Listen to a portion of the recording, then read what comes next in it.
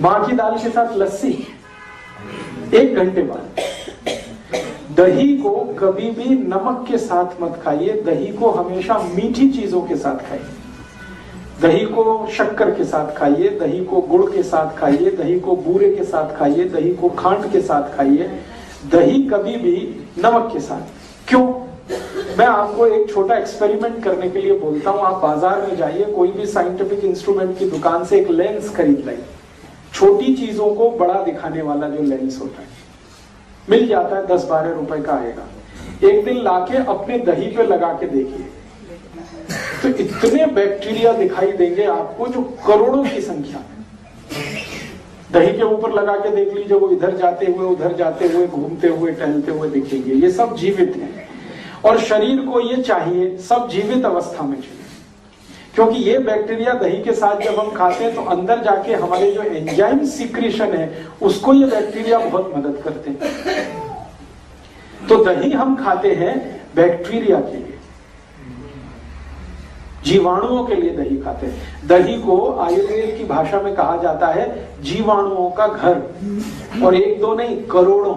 1 cup दही में अगर कैलकुलेट करेंगे 1 करोड़ से ज्यादा जीवाणु। अब होता क्या है कि ये 1 कप दही में जो 1 करोड़ जीवाणु है, ये जीवित आपने खा लिए तो बहुत अच्छा है, शरीर को बहुत काम आने वाले। लेकिन उसी 1 कप दही में 1 चुटकी नमक आपने डाला, 1 मिनट में सारे जीवाणु मर जाएंगे। 1 ही मिनट लगता है उनको मरने। अब वो मर गए तो आपने दही नहीं खाई है, जीवाणुओं की लाश खाई है। वो दही नहीं रह गया, वो जीवाणुओं की लाश हो गया।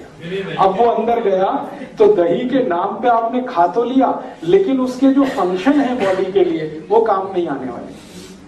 दही फिर वेजिटेरियन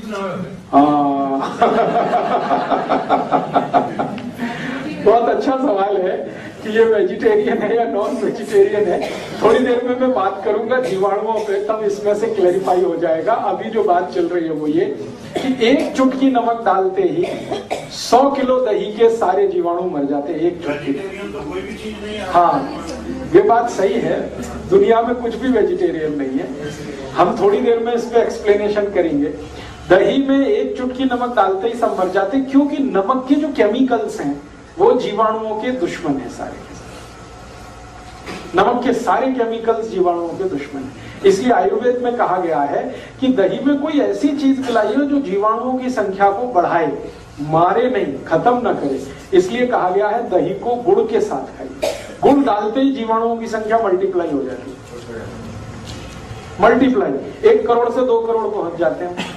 थोड़ी देर गुड़ मिला के रख दीजिए, इतनी तेज उनकी ग्रोथ है। दही में बूरा डाल दीजिए, बूरा समझते हैं? तो दही में बूरा डाल दीजिए, मल्टीप्लिकेशन इतना फास्ट होता है कि कोई इमेजिनेशन नहीं कर सकता। एक दिन आप ये कर लीजिए मेरे कहने पर। 15 रुपए का लेंस आएगा, लाइए, खर्चा करिए, सवेरे से शाम तक ये एक्सपेरिमेंट करिए, तो आपको समझ में आ जाएगा कि जीवाणु कितनी तेज मल्टीप्लाई करते हैं मीठी चीज डालने।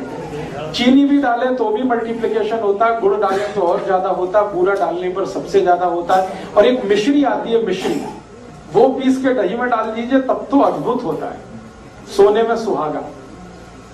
भगवान कृष्ण दही को मिश्री के साथ ही खाते थे।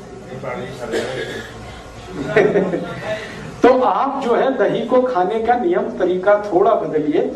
मैंने पंजाब में बहुत लोगों को देखा दही में नमक डाल के खाते हैं या लस्सी में नमक डाल के। ये लस्सी नमक के साथ नहीं खाई जाती, गुड़ के साथ खाई जाती है, खांड के साथ खाई जाती है, चीनी के साथ खाई जाती है। मुझे पुराने समय का याद आता है कि हम लोग हमारे मामा के घर जाते थे दही बूरा खाने के लिए। दही नमक खाने के लिए कभी कोई कहीं नहीं जाता, दही बूरा खाने जाते थे। और दावतें होती थी गांव में, तो दही के साथ बूरा ही डाला जाता था। बहुत इंटेलिजेंट लोग थे वो सब। अब शुगर जो है वो आपकी एक स्पेसिफिक प्रॉब्लम है, वो तो पूरे देश की नहीं है, आपकी प्रॉब्लम है। तो आप अपनी शुगर को कंट्रोल करने के तरीके मैं बता दूंगा, वो आप करते हुए दही को इस्तेमाल कर सकते हैं। मीठा दही भी इस्तेमाल कर सकते हैं, लेकिन दही के लिए विशेष मैं आपसे कह रहा हूं कि दही में नमक नहीं। और इसी तरह का और एक नियम है, वो ये कि दूध खाते हुए या दूध पीते हुए कोई भी नमक की चीज ना हो।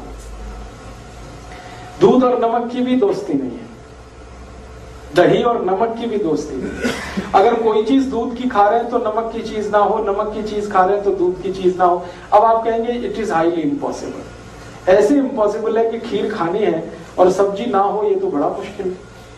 तो मेरा तो आपको रिक्वेस्ट है कि खीर खानी है तो रोटी खीर खाइए या पूरी खीर खाइए।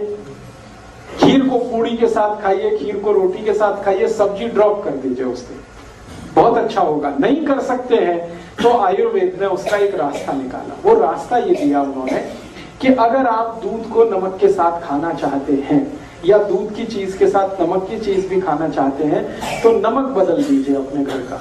नमक लाइए सेंधा, जिसको हम पाकिस्तानी नमक कहते हैं, लाहौरी नमक कहते हैं, वो नमक खाइए।